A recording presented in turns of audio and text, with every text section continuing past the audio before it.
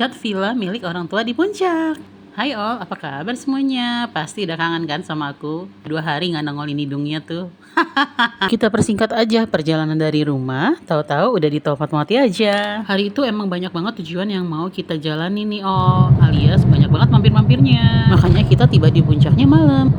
Eits, tunggu dulu, ngecat villanya nggak sendiri ya. Jadi ada tim yang didatangkan langsung dari Parung Panjang dan Cibitung. Dari Parung Panjang ada aku, Bapak Jil, dan juga Tulang Anggun.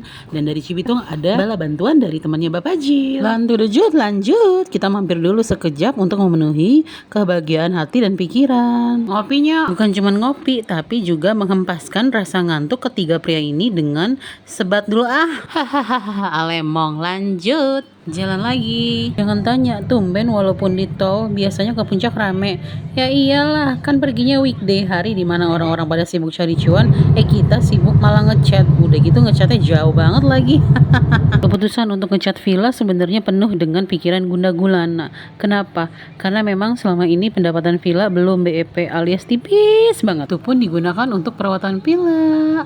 Walaupun memang ada dari pendapatan nasi ayam, tapi sama tipisnya. Jadi senjata gali lubang tutup lubang ku karyakan, pinjam sana pinjam sini. Ya kalau nggak gitu nanti villa penampakannya lama-kelamaan seperti rumah tua tanpa perawatan. Kalau sudah gitu tamu-tamu pada kabur yang ada. Tamu kabur kita gigit jari. Oh tentu tidak. Sampai puncak disambut hujan, becek nggak ada ojek. Udah paling benar ke puncak weekday. Jalanan serasa aku milik kamu.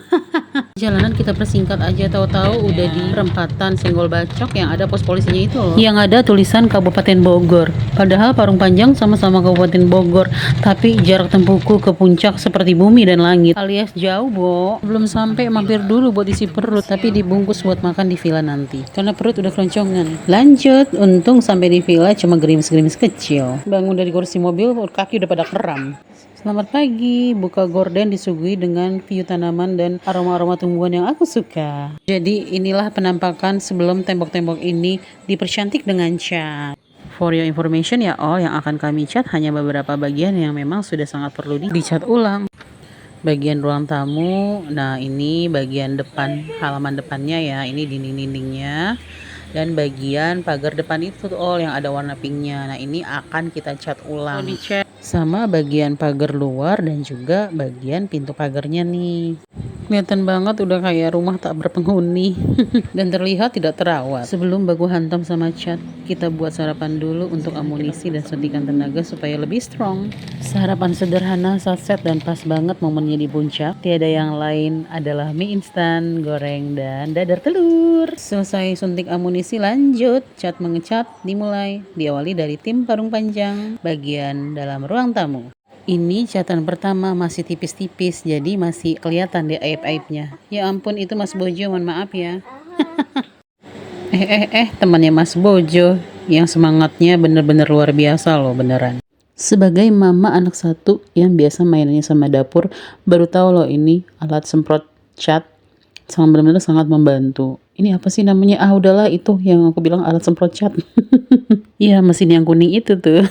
Perlengkapan catnya kita sudah jauh-jauh hari pesan via online ya all. Selain harganya lebih terjangkau, tapi juga banyak pilihannya. Jadi beberapa alat catnya kita datangkan dari Parung Panjang.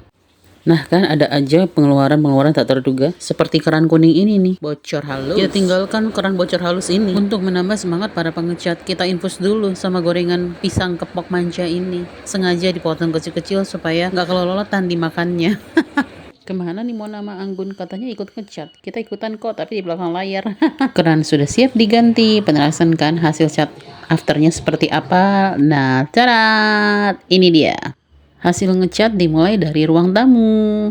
Ini emang catnya masih tipis-tipis ya all, daripada nggak sama sekali dicat begini aja udah lumayan. Nah, brojol lagi tuh biaya tak terduga. Rencana pintu toilet yang tengah tadi mau kita ganti dengan pintu dari bahan kayu. Lanjut, ini bagian tembok deket tangga kecil. Jadi sebelumnya tembok tangga kecil itu sebelum dicat itu udah lumayan kusam banget catnya ya. Nah, bagian tembok deket kaca depan, nah ini bagian TV. Lanjut, bagian pagar depan halaman yang masih sebagian dicat. Jadi yang mengecat bagian depan atau luar diperbantukan oleh mamang penjaga villa yang memang kami percayakan untuk mengurus villa. Terima kasih dulu deh sama Mang Boy yang sudah mau mengurus villa kami ini. Nampakkan pintu pagar depan yang emang baru setengah atau bagian bawah saja.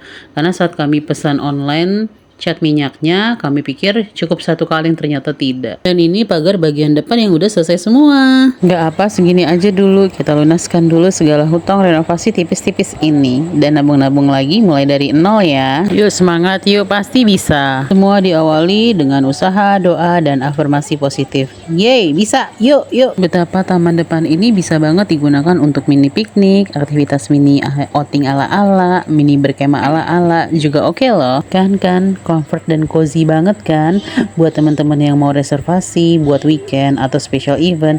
Cus, silakan japri atau DM ya, dijamin fasilitas lengkap, harga ramah di budget. Selain itu akses juga mudah loh dijangkau teman-teman. Yang mau tanya-tanya dulu juga boleh ya. Tak terasa sudah malam aja, ini kami mau siap-siap pulang, hujan deras pun datang. Geluduk dan kilat pun singgah ke sini. Si bocil sampai kaget dan sedikit takut. Lanjut, kita sudah di jalan menuju OTW pulang.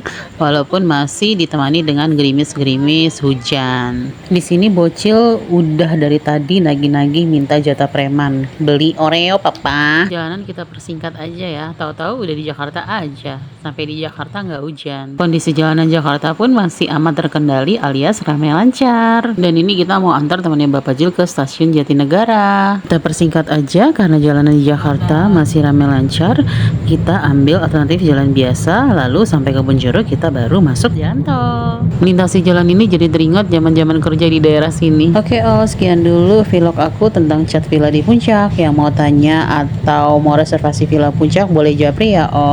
Thank you for watching, see you on the next video, bye.